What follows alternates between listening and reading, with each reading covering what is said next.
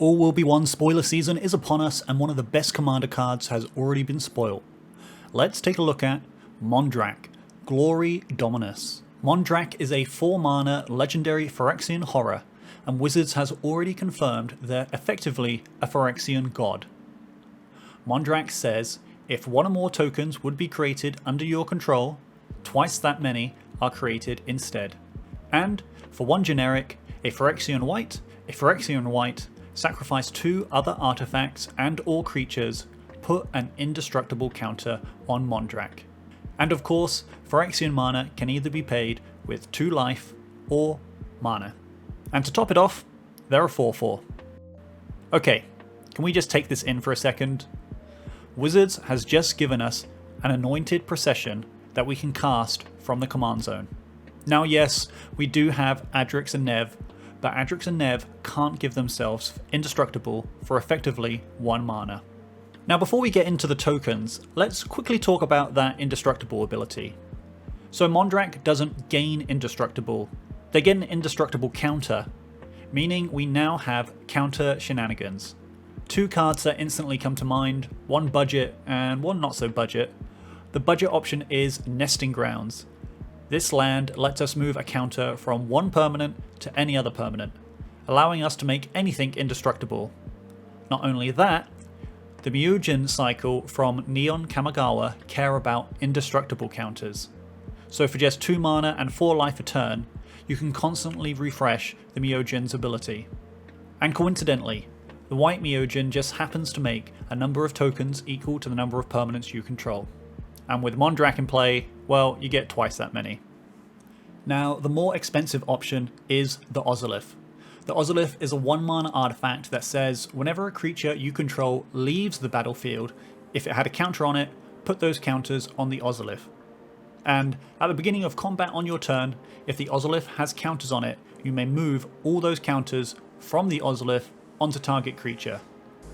So if Mondrak does get exiled with their indestructible counter, you can simply move that counter to the Ozolith and move it back to Mondrak when you play them again, or just to another creature. And don't forget, Phyrexia All Will Be One has a bunch of new proliferate cards that can abuse these counters too. So, tokens. Mono White has no shortage of ways to make creature tokens and buff and protect them. Grand Crescendo is an X white instant that creates X 1/1 green and white citizen tokens, as well as making all of your creatures indestructible.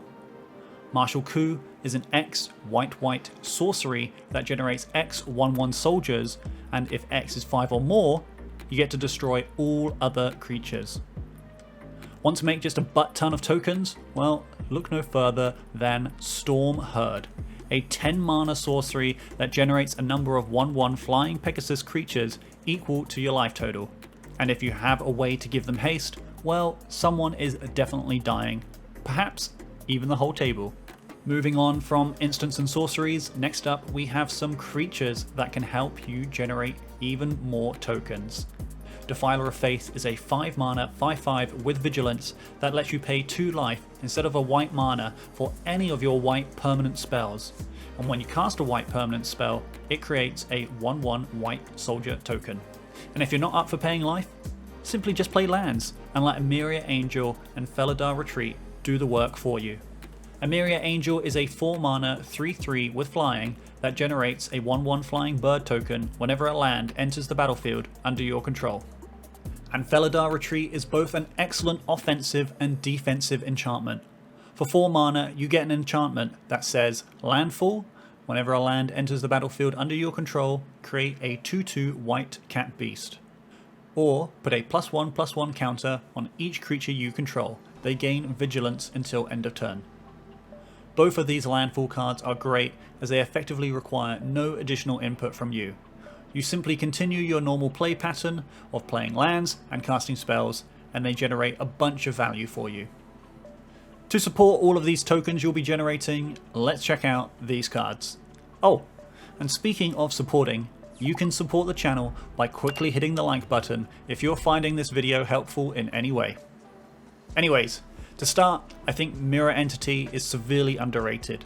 For 3 mana, you get a 1/1 changeling that has a pay X Until end of turn, creatures you control have base power and toughness XX, meaning you can pump all of your creatures to as much power as you have mana, which for a budget go wide strategy is excellent. Rootborn Defenses is a 3 mana instant that clones one of your tokens, as well as making all of your creatures gain indestructible until end of turn. And if you're sticking with a mono white strategy, Brave the Elements gives all of your white creatures protection from a chosen colour, giving you an excellent defensive option, or the ability to push through with a potentially unblockable attack. Now, there's one more thing about Mondrak that we need to make clear. Their token ability doesn't say if one or more creature tokens would be created. No, Mondrak doubles any type of token that gets created. So the most busted white card in all of Commander, Smothering Tithe, is absolutely nuts here.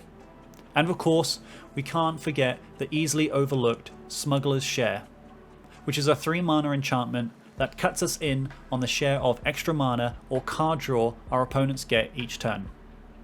Search the Premise is a nice way to generate some additional card draw that white generally lacks.